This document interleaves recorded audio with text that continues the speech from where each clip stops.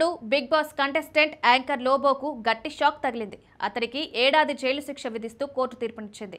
12,500 రూపాయల జరిమానా కూడా విధించింది.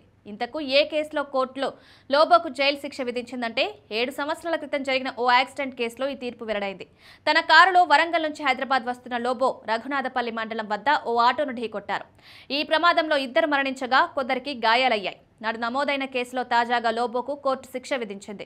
రోడ్డు ప్రమాదంలో 2 మరణించడమే కాక మరికొందరు గాయపడ్డానికి కారణమైన లోబోకు జనగామ కోర్టు సంవత్సరం జైలు శిక్ష విధిస్తూ తీర్పు వెల్లడించింది.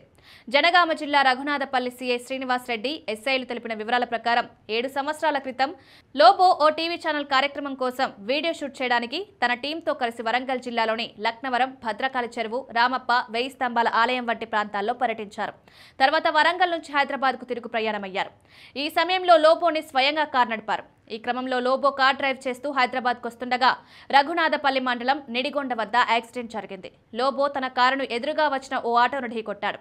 ఈ ప్రమాదంలో ఆటోలో ప్రయాణిస్తున్న వారిలో మేడే కుమార్, పెంబర్తి మನೆమ్మలో అనే 2 ప్రయాణికులు తీవ్రంగా గాయపడ్డారు. వారిని ఆసుపత్రికి తరలించగా చికిత్స పొందుతూనే చనిపోయారు.